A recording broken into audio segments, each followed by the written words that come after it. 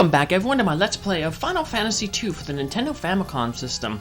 Last episode we had rescued Cid and Princess Hilda from the Dreadnaught, and now it's time for us to head deeper into the Dreadnaught and find the engine room so we can toss in the sunfire to overload the engine and basically destroy the entire Dreadnaught.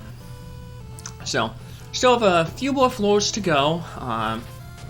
So, this is a good floor though. For treasure, there's 4 treasure chests over to the right, and treasure is pretty good. We're finally gonna get that knife for Fess.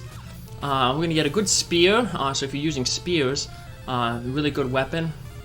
We're going to get a new shield for Booker, the ice shield, which is protection against fire elementals. And then we're also going to get a giant helmet, which increases your strength, so we can throw that on Gordon, so he does a little bit more damage with his bows, assuming he hits something with his bows. That dark bow is very poor in terms of accuracy, but you know, if it hits, it could potentially blind an enemy, and that'll be really important for a tough enemy we got coming up. So, Maxine working on her spells there, almost out of MP. She'll have to use her ether soon. Like I said, we're going to try to get it down to 0 so we can try to get that magic point increase. So, just avoid all these guys. As long as you don't talk with them, you're okay. Like I said, you can walk by them, you can bump into them. Just don't hit the A button to initiate a conversation with them, and you won't have to fight any of them. So, find more of these gas. So, I don't know how comfortable I would be working in this ship. You know, you're wandering around and there's a whole bunch of zombies. Rats I can deal with, you know, because I have pet rats. So, you know, rats they ain't scary. But yeah, not a fan of zombies and skeletons and stuff like that. Yeah. So, don't think I'd be happy to work in this area. So, and it has to be an OSHA violation. The Occupational Safety and Hazard Association. So, I think that's what it stands for. So, let's de-equip the sword and shield to try to get Fess to have his Insuna spell go through. Remove all those penalties that the weapons carry. Weapon and shields carry. So, unfortunately, it always seems like he goes last whenever I need him to heal. So, but at least we got rid of that ghast. So, hey, we cured the poison. Nice. That means he can now potentially get stats. So, yeah, hey, Gordon took out the were-rat and blinded it right before it died. So, woohoo! Alright. Let's equip back those items. So, yeah, we'll do it in battle, because we're gonna get this knife soon. Just avoid these guys. By the way, there's the good trident. It's good against water elemental enemies. There is the Mangouche knife. It gives like evasion like a shield. So it's basically going to be Fess's shield from now on. So that way, if he only has one item to in his slot, he can just remove his sword and get a decent bonus, because the Mangouche only has a 5% penalty to the spell's accuracy. And we'll give him the Crescent Sword. It's a little bit stronger, has less accuracy, but you know, Fess ain't really there for damage. And the Mangouche can do pretty decent damage. It's pretty strong, so yeah, and then if it does happen to hit with the Crescent Sword, he can potentially put someone to sleep. So we're just going to use some potions here to heal ourselves up, because I left that one treasure chest there because it is a monster in a box, and it's going to be a rank 5 enemy, just like the captains, the Hillgigus.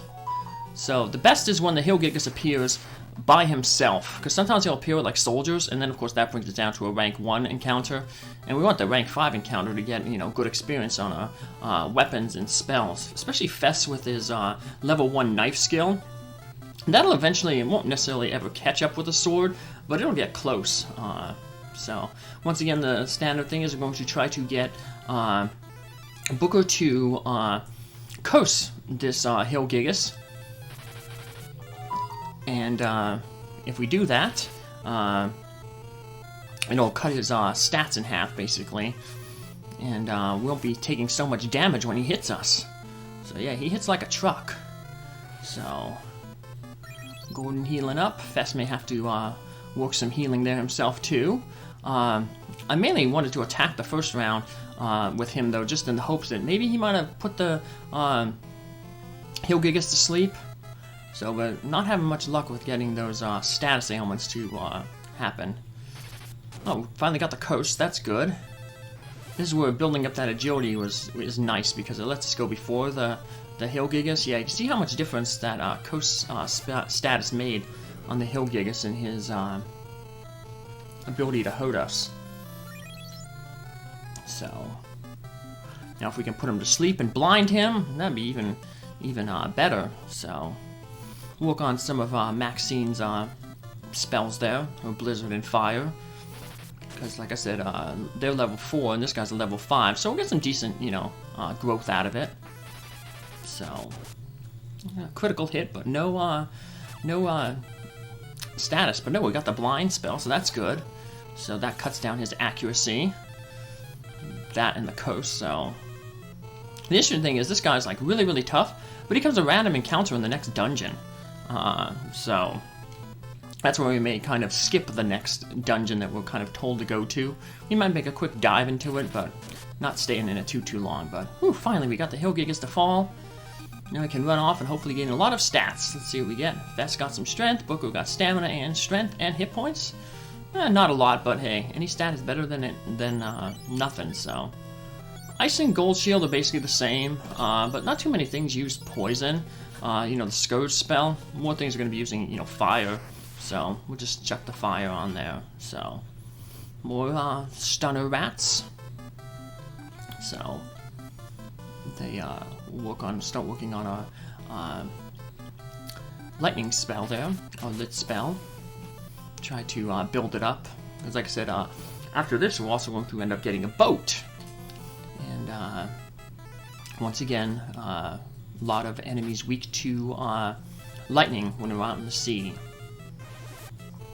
So might as well build it up here. So eventually we want to get Fire and Blizzard to level 5, Thunder and Scourge to level 3, and then once the Blizzard and Fire at level 5, we'll just work on trying to get all the other elemental spells up to level 5 too.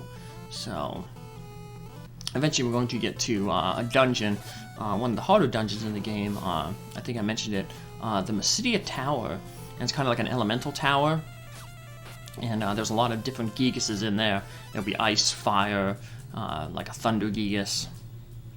So it's good to have all the elements kind of built up for that area. So, but that's pretty far in the future, so we'll have plenty of time to build up our elements, but always good to build all your things up, so just in case. So all these soldiers appearing, pulling down the ranks. Boo! So, but oh well, what can you do? So just gotta fight through. So yeah, too bad. Like I said, they don't like do an average rank. That would be nice and basically help you out a lot. But oh well, the game is still fun. I enjoy it. So a lot of people don't necessarily like the leveling system, but it's kind of realistic, so reminds me of some old computer games I used to play. I used to play Ancient Anguish, a multi-user dimension, and they implemented something similar to this, where like you would gain stats or skill in your weapons. You can go from 0 to 100, and the more you attacked, the better you got your weapon skill. So, and each weapon had a certain skill attached to it. So like, if you were using swords, you'd start off with like a short sword, because it's easy to wield.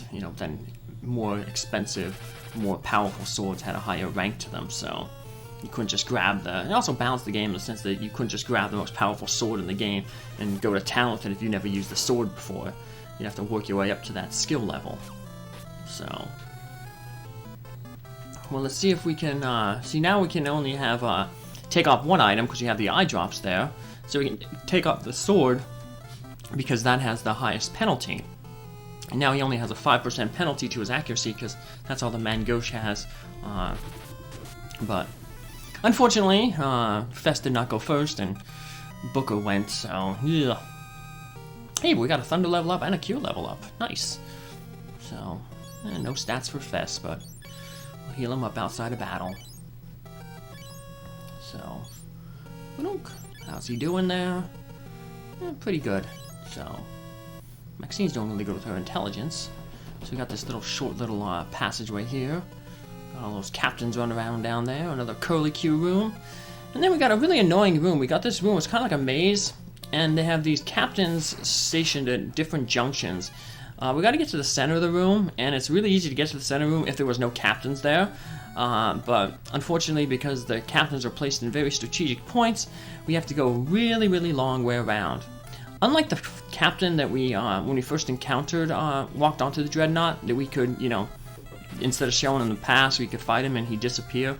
Doesn't happen here. You can fight these captains, defeat them, and their sprite won't disappear. So you're stuck going around the long way. So the annoying thing was all the maps on Game FAQs and the little strategy guide I have with maps in it.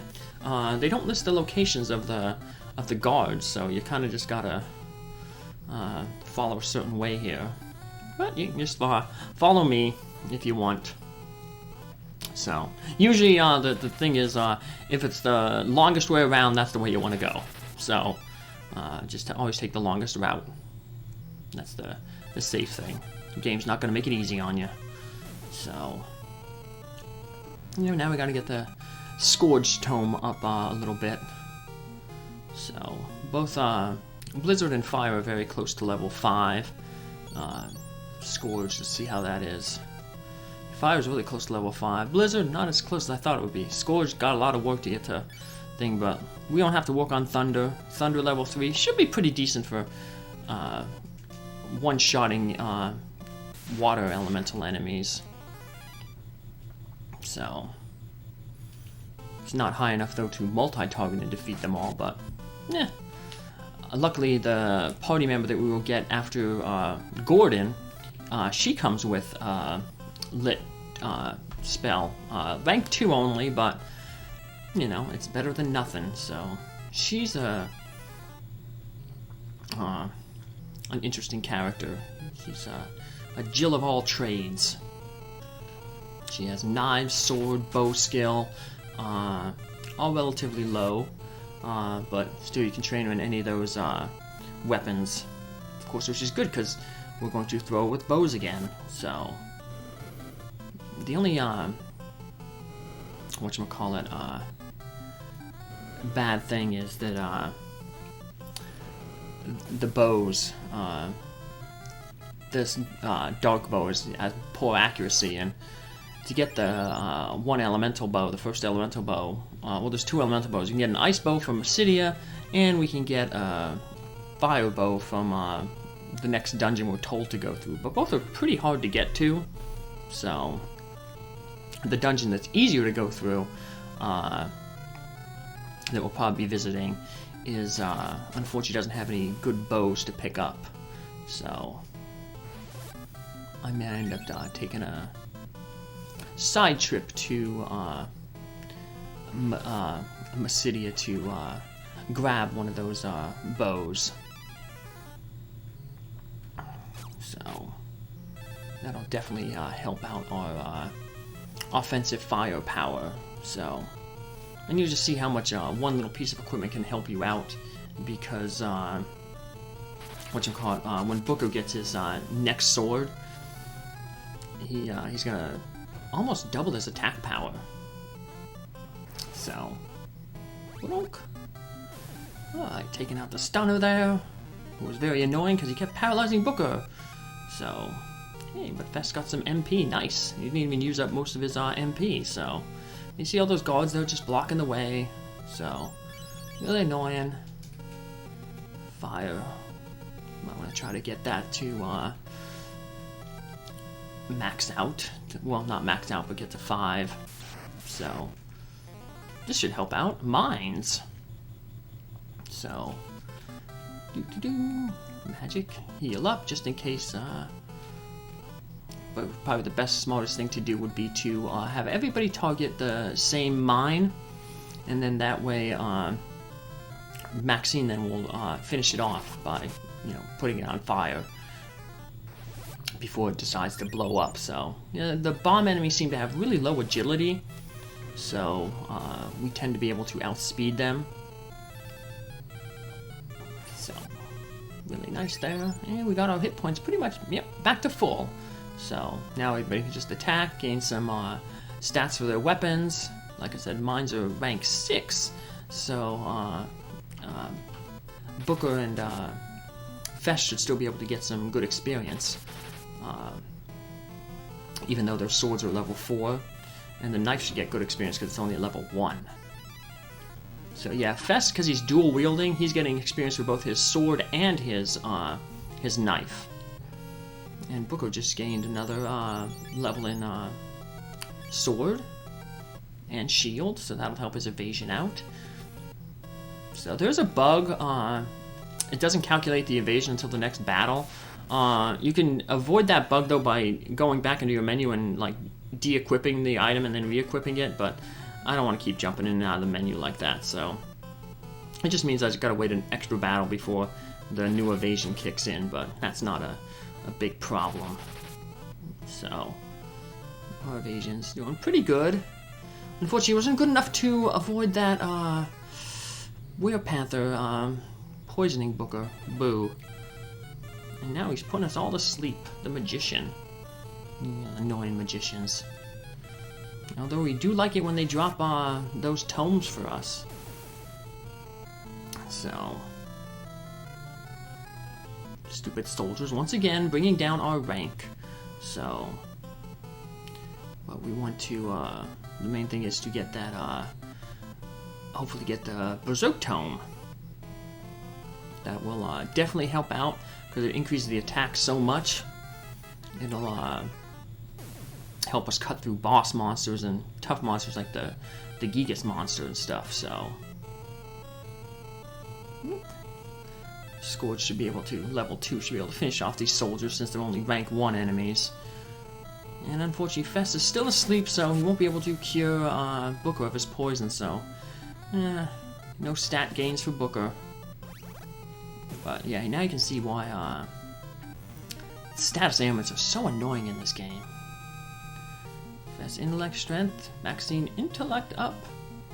Hey, man, we got the Berserk Tome. That's really, really good because you won't be able to buy it for a long time. That would have been really nice to have against the Red Soul. If you get one before the Red Soul, consider yourself really, really lucky. That massively speeds up the battle. But although maybe we kind of got lucky that we didn't get that, because that means we got to milk the guy for stats. So that's a weird term, milking. It's usually used for shoot 'em up genres. I was watching some of Shooting Game Weekly the other day, and the guy was playing for score, and so he was fighting a boss, and the boss, rather than shoot the boss and deal damage to the boss had a pretty easy pattern where it would shoot missiles out, and you could shoot the missiles, and the missiles would give you points. So he would just he did a lot of damage to the boss, and he must have played the game so much that he can like almost tell how much damage the boss took. But you know, eventually the boss will time out, and then he won't get points for destroying the boss. So he just you know, did a lot of damage to the boss until the boss was almost ready to, you know, be defeated, and then he just, you know, hung around for, you know, a few minutes, milking the missiles, shooting them, getting a bunch of points, and then when he felt that, you know, the boss was about to time out, he concentrated his firepower on the boss, took it out, and, you know, ranked up a whole bunch of points. So yeah, I've been watching a lot about shoot 'em ups, because like I said, I'm kind of writing a book about it. So it's about a kid who discovers he has a talent for playing shoot-'em-up games, but unfortunately in playing all these games, he neglects his own, like, personal life. So, looks like he has a great life behind the computer screen, but in reality, his real life has been neglected, so... But, there's quite a few movies that are like that. I'm thinking kind of like Lost Starfighter, although that wasn't like necessarily he ruined his life, but he had the protagonist who was really good at a certain video game. That's an interesting movie. It's an old Disney movie, I think it was. Came out in the 80s, riding the Star Wars craze. But there was a kid, he lived in like a trailer park, and there was a game, The Last Starfighter, and he just played it because he was like in this park, in the middle of nowhere, and didn't have much to do, and he got really, really good at this game, and he got the max score, but it turned out that this game was actually like a training simulator, like a flight simulator for an actual like alien race that was trying to be conquered by this empire, and that's how they recruited starfighters throughout the galaxy. And so he gets picked up by this alien, and he becomes a pilot, and then of course he runs from the Call of Duty because he's scared. He doesn't want to do it, but then eventually he has a change of heart, and he's like, because he left, he's basically the last gunner alive, because the enemy launched a sneak attack on the starfighter base, defeats all the starfighters while they're in their hangars and stuff like that, and the only one who survives is this like alien Greg, who's like a pilot. And then he goes back and they get Alex, the human protagonist, and then the two of them were the last starfighter. It's the only one because it was out like a prototype. It was out on test runs, like sea trials, like what they do with the Navy ships. And so they end up going to defeat the Armada, and then of course Alex comes home a hero, and he's a hero to the aliens, of course, but then he comes back home to Earth, and he picks up his girlfriend, and they fly off to space together. And then his little brother decides to start playing the Starfighter game. So there's been several talks I think I've read that they always thought about rebooting that movie and redoing it.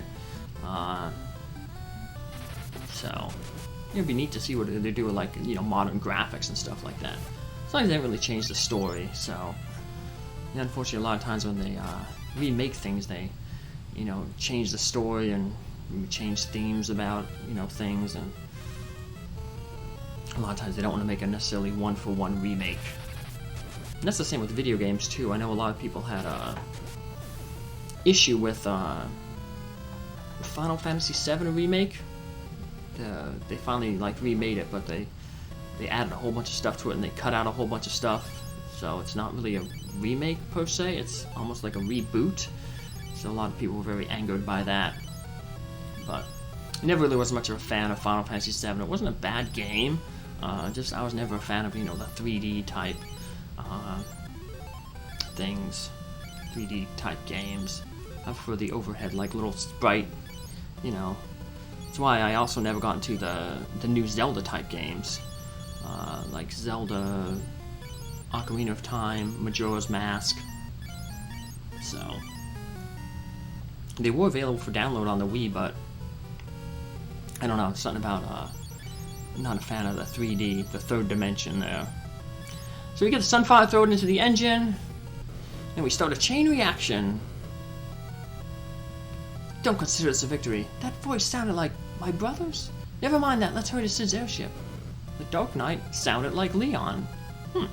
That's weird. Yeah, remember Leon's still missing. He disappeared at the beginning of the game. He was our fourth party member.